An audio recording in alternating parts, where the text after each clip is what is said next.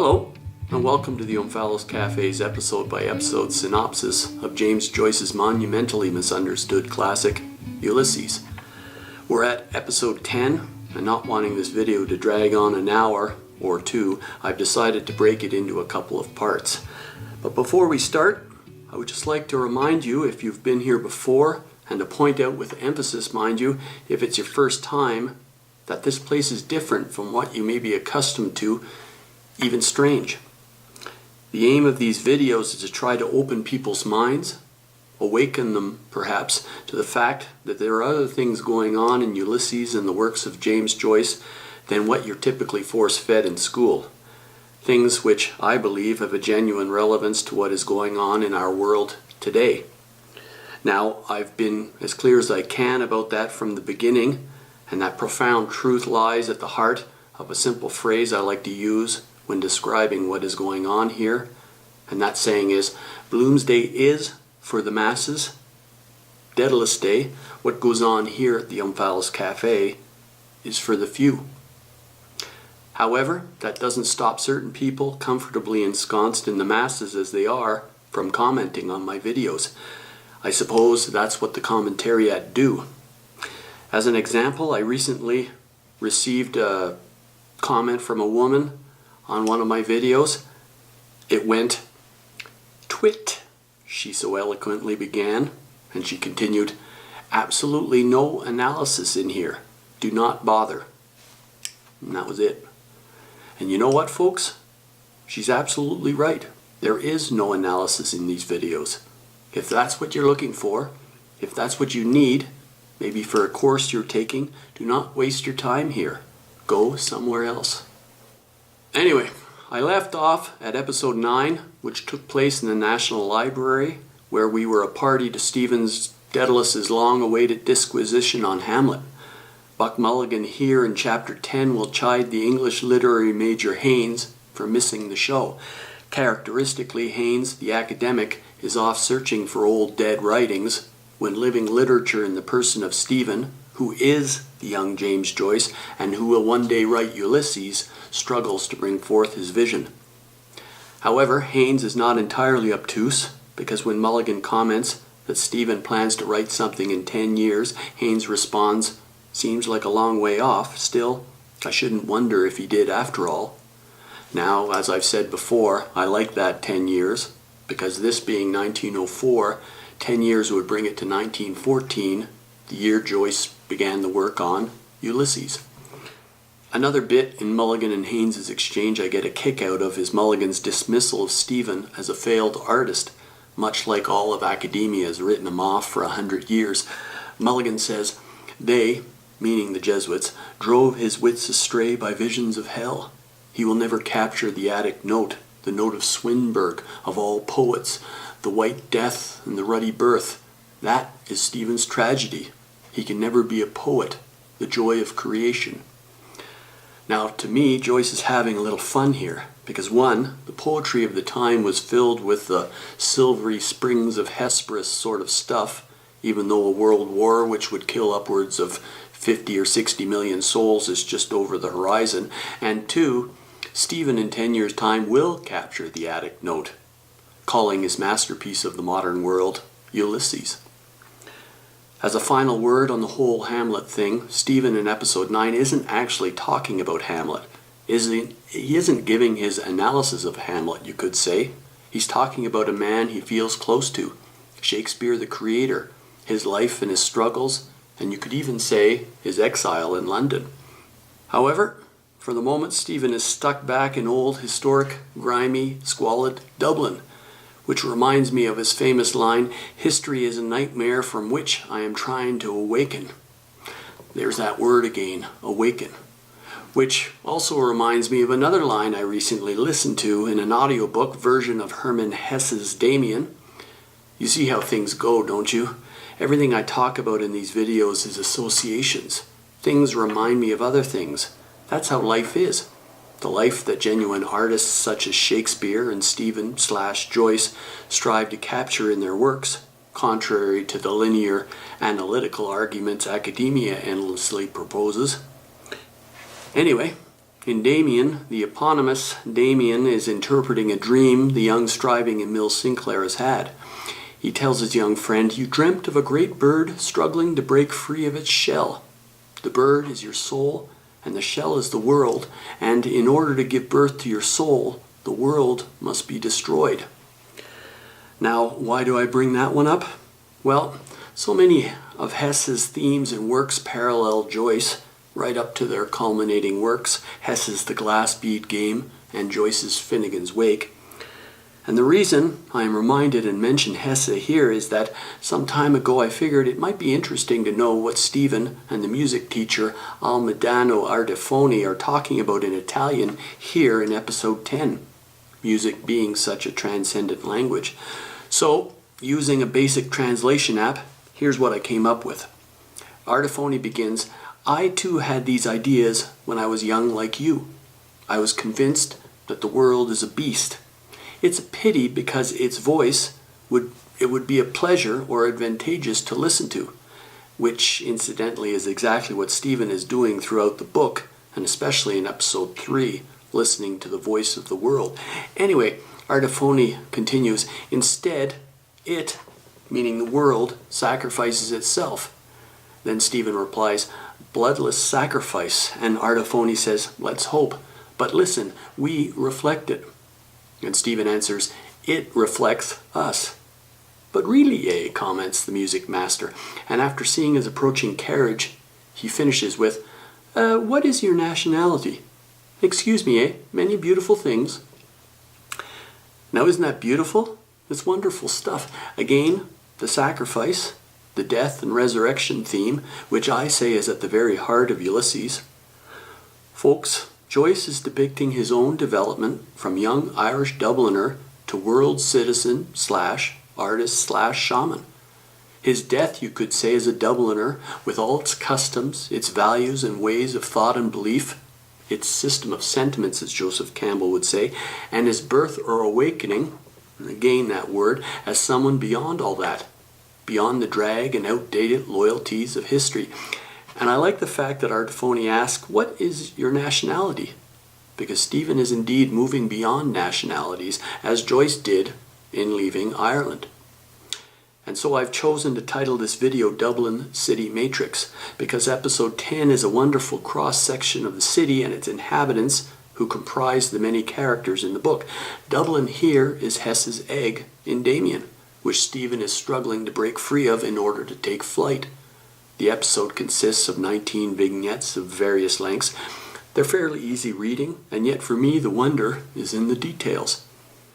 Now, in chapter 1, conversing with Haynes, Stephen said he was a servant of 3 masters, the Pope in Rome, the King in London, and a third equipped who wanted him for odd jobs. I say chapter 10 here is the matrix, or the egg from which Stephen is struggling to emerge, and it will begin and end with representatives of 2 of those masters, the Jesuit Father John Comney and the Vice-Regal Governor of Ireland. The third, who Stephen says wants him for odd jobs, I'll let you ponder over.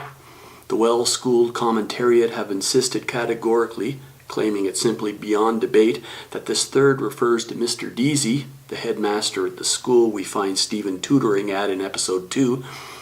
I, on the other hand, find this to be a shallow and one-dimensional interpretation and believe this third to be life and art. And as just one piece of evidence, I offer a quote from A Portrait of the Artist as a Young Man.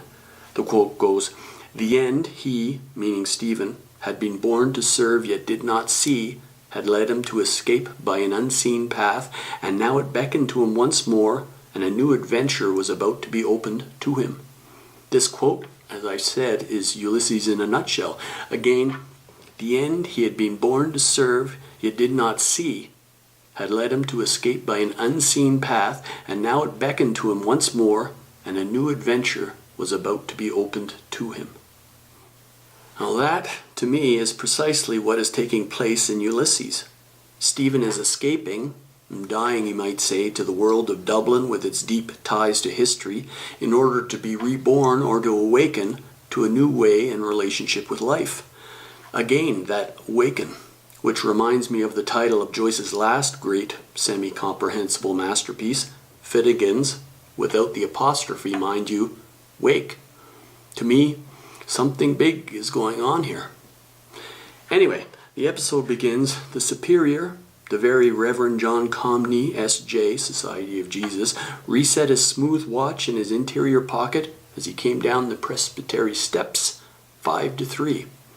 So we learn right away the time is 5 to 3 in the afternoon, and with this first little vignette, we're privy to the thoughts of the very Reverend John Comney, S.J.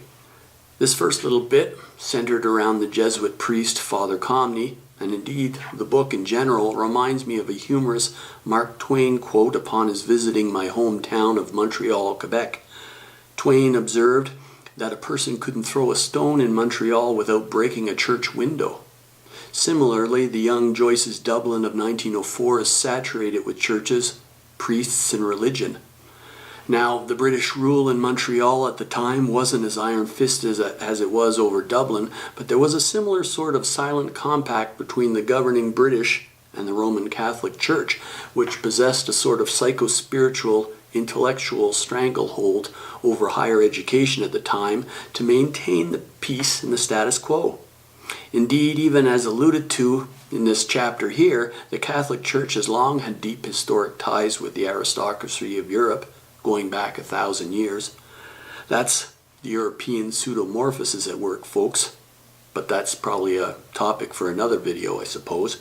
At any rate, let me propose a little problem which I believe helps in understanding this part of episode 10 and the book in general. The Roman Catholic Church in Ireland at the time had, as I said, a virtual stranglehold over the emotional, psychological, sexual, and intellectual development of the population. The young, sensitive, artistic James Joyce was raised in that matrix, and while embracing it as a fervent youth, he began to rebel against it as his body and soul developed. In time, he would break from it entirely, as chronicled in A Portrait, and again in Ulysses, in the first episode when Mulligan would tease Stephen for not kneeling and praying with his dying mother. But before A Portrait or Ulysses, there was an earlier manuscript by Joyce titled Stephen Hero, which was rumored to run to upwards of 1,000 pages. I quoted from it in my blockbuster video, Stephen, the Hero of Ulysses, and emphasized the point that, critical as it was of the church and its priests, the prevailing education of the day, the almost neutering effect it had over the population, and especially the young, in the persons of Stephen Dedalus and a full-bodied young woman named Emma Clary, the book didn't really have a chance at the time of making it past the censors and being published. Now, folks, that's the dilemma Joyce faced for pretty much his entire life, and especially right up through the years 1916 and 17, 2 to 3 years after beginning work on Ulysses. In short, the things he wanted to say could not be said in the critical manner he used in Stephen Hero. If he wanted to continue the story of his development and hope to be published, he had to find another way. Because of that, A Portrait is a bowdlerized patchwork compromise which cuts out as much as it leaves in, giving it that fragmented feel. But here in Ulysses, begun at the mature age of 32, he found that other way. And here in episode 10, as we follow along with Father Comney, is a prime example. It's so subtle and yet rich. Note the bubble of wealth and privilege Comney inhabits as he moves through the squalor and misery of Dublin. His complacent and self-serving observations, his thinking, God's ways are not our ways, his familiarity with the upper classes, an heir of the Guinness fortune, and the wife of the current member of Parliament, his thoughts on heathens overseas, on the poor, the downtrodden, on sex and women, and the teachings and preachings of non-Roman Catholics. Also, I like his short little exchange with the 3 boys, illustrating how early the church's authority impresses itself on the young. It's all so wonderfully subtle, but so much a part of the matrix Joyce's alter ego Stephen is struggling to break free of.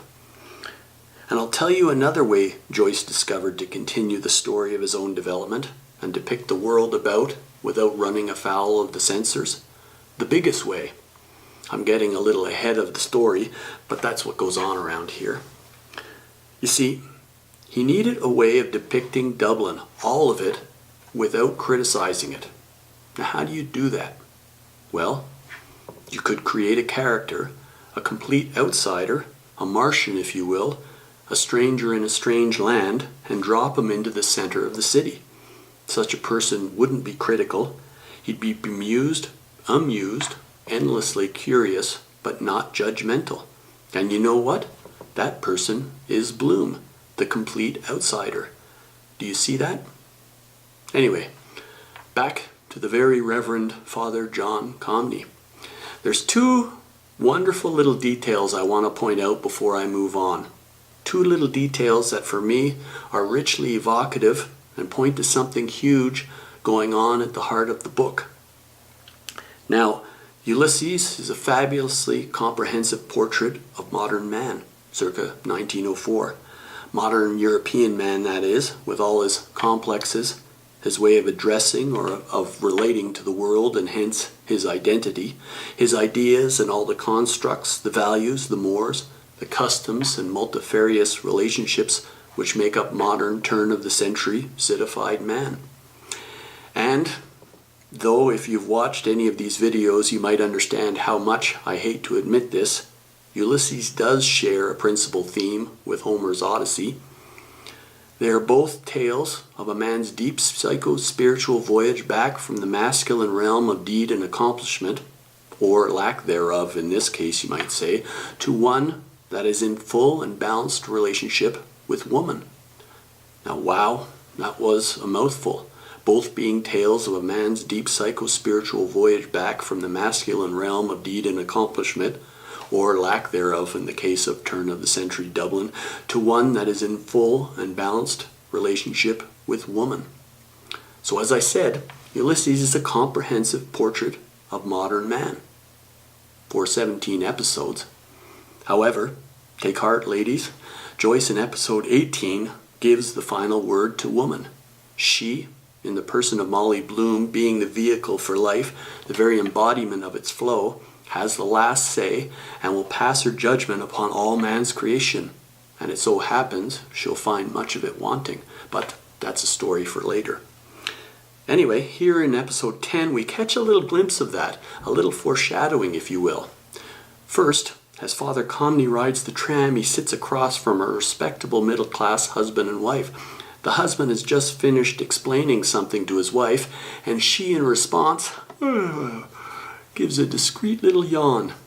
His explanation has bored her, which reminds me of Molly's scornful "oh rocks" response to Bloom's overly erudite definition of the word metempsychosis in chapter 4, not to mention the little tale the sponger Lenehan will relate later in episode 10. And then there's a wonderful little detail towards the end of this little vignette when the good Father Comney, the representative of all that is upright and godly in the world of men at the time, startles a pair of young lovers who've just emerged from behind a hedge. The young man, embarrassed, taken aback, doffs his cap out of respect, but all the young woman pointedly does is brush a twig from her skirt. Now isn't that beautiful? It's so subtle and yet so expressive. So I'll end this video by saying for 17 chapters of Ulysses we experience the world of modern men and the heroic efforts of two of them to live their own lives with their own unique set of values. However, that being said, at the very center of those values, giving life and meaning to them, is a third hero, woman. For Bloom, of course, there is Molly, but who in Dublin is there for Stephen, you might ask? Where in the book is his Nora, who of course is the model for Molly? Perhaps the young woman emerging from behind the hedge, or perhaps there's someone else. Of course, Stephen at this stage isn't ready for her, but I say by the time he takes his leave out the back gate of Bloom's garden, beneath the heaven tree of stars no less, he will be. But who could that girl be?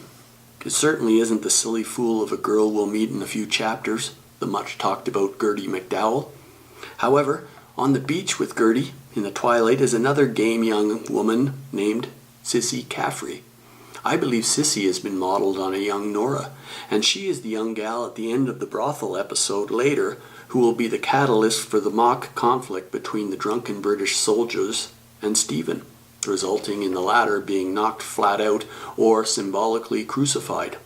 The game young Irish gal Sissy on that occasion at any rate, has clearly chosen to accompany the drunken British soldiers rather than the young native Irishman Stephen.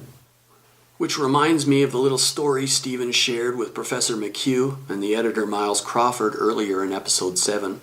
I call it Joyce's biggest joke on staid old academia, as well as those troublesome censors. Now I'll let you try to make sense of what academia makes of Stephen's little tale he calls the Parable of the Plums or a Pisgah Site of Palestine, because I can't. But like I said at the beginning, there's no analysis here at the cafe. In my video on episode 7, where the little tale occurs, I offered something completely different. I urged you, the reader, to picture what Stephen was depicting. The towering phallic British monument of Admiral Nelson in the heart of Dublin, with the two old Irish nuns halfway up sitting side by side with their brown skirts pulled up over their heads, and the plum seeds spilling onto the streets below no less. To me, that symbolic British phallus with its brown testes spilling its seed on Dublin is a wonderful poetic depiction of the game young Irish gal Sissy Caffrey going with the British soldiers rather than with Stephen. And as I say that, I imagine good old Jimmy Joyce having a hearty guffaw in his grave for having put that one over. Anyway, I've gotten so far ahead of episode 10 I've nearly lost my way. But I'm sorry to say, for those who might still be looking for a linear argument, that is the way things go around here. We were with Father Comney in vignette number 1 of episode 10, which I called the Dublin City Matrix. It's a portrait of the world of man, I said, his constructs, including his conflicts, his way of life, of relating to it, of identifying it, and his relationship, however skewed or unbalanced it might be, with woman. And I'll leave off this video with the words Bloom the outsider, the man who doesn't fit in, will later blurt out to Sissy Caffrey in an effort to get her to stop her British beau from flattening Stephen. Bloom exhorts the young Irish gal, "Speak, you! Are you struck dumb? You are the link between nations and generations. Speak, woman, sacred life giver."